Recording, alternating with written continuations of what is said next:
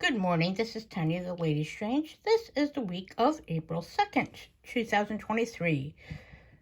Already into April. Finally starting to see some warmer weather here and some sunshine. That makes me extremely happy and brings about hopefully a wonderful spring of what we get here in New York State. And of course, summer. And with that, many new beginnings. Being able to spend time outside, being able to take trips, and just not having to wear 1,000 layers of clothes.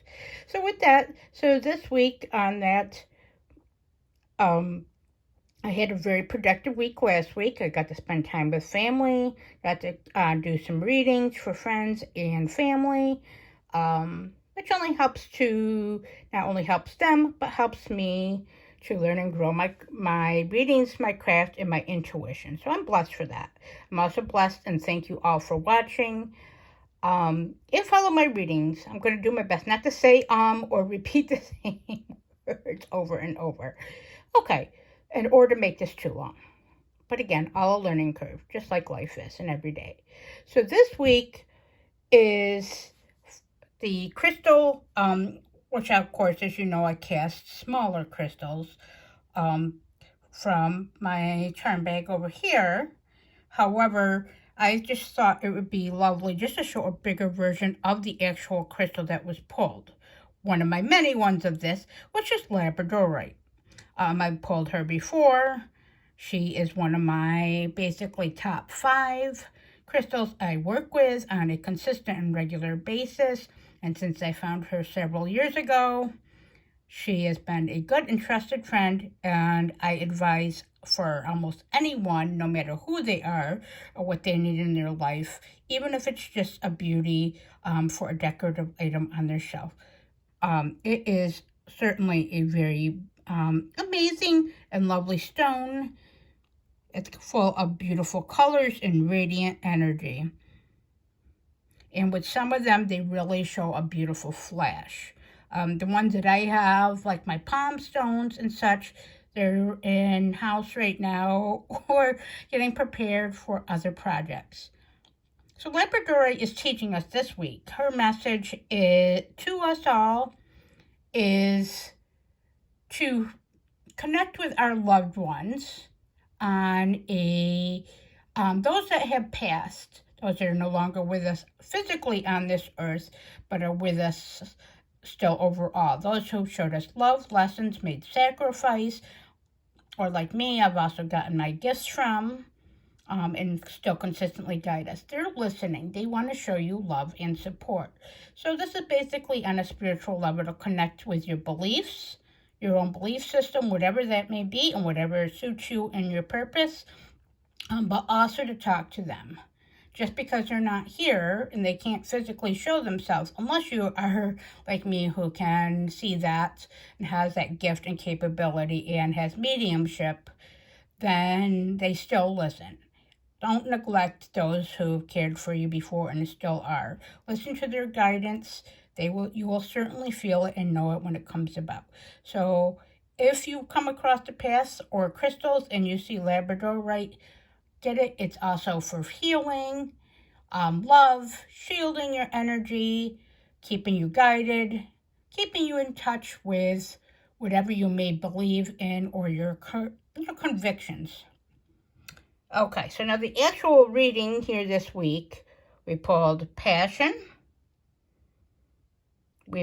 I pulled Luck is on Your Side, a repeat from last week, still factors in with this week, and the Two of Swords from my Crowley soft deck, whom I'm right now taking a further deep dive of for the next couple months. To even understand her further, as she is my most trusted allied deck in divination and other purposes for over, as I mentioned last week, over 20 years. I will continue to gush over the beauty of this deck, the esotericism, I said that wrong, the knowledge, the divine guidance she gives. She's straightforward. She will tell it like it is. But I like that. No sugarcoating. No ambiguity. Again, who knows if that's a real word. So, I just want to mention this week's actual reading is about staying with your passions. What makes you feel alive? What makes you feel happy? What lights a fire under your ass? Maybe others don't understand it, but you do. Stick with your passions. That's going to get you through day to day. With the change of seasons coming, as we talked about last week, it is a great time to work on new things that you're passionate about or to stick with those and blossom your talents and your gifts, whether it be for planting, reading, writing, like me, divination and helping others, cooking, being outside, running, jogging, or just spending time with those you love about. Anything that is a part of your creation process. Luck will be on your side with that. So if you are looking to still continue starting with something you've already been working on and putting forth into motion, continue with that. Pursue your passions, pursue what is new to you, but also pursue what is new.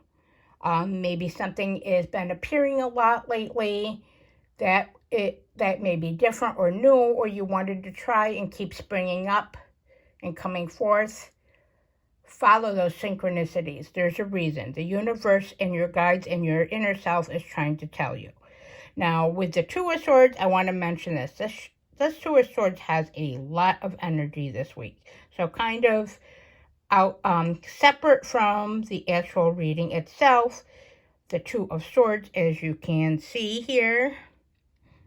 In other decks like the Rider-Waite system, which is a very common and most used system of decks that most people have either seen in movies or TV, or in books or other things, or even encountered in readings, is usually it is a woman or blinded figure with holding two swords, and she's blinded and sitting on a chair.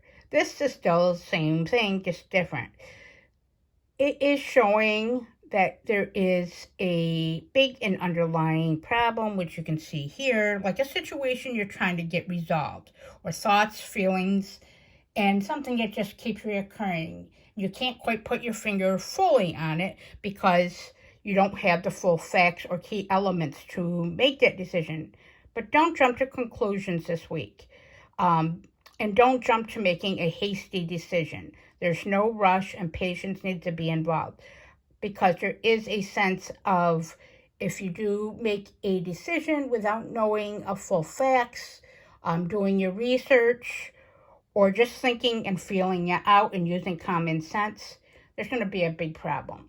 There's also a sense of, if you do not do that and follow through and you act more on your emotions, that's what this has to do with, then, and even acting on what you believe may be true or secrets, it can cause further issues currently and down the road, which any prevention or working ahead is better in the long run for everyone and everything, including but primarily yourself or the others that you deal with on a larger or smaller level every day. But most of all, we have to live with ourselves.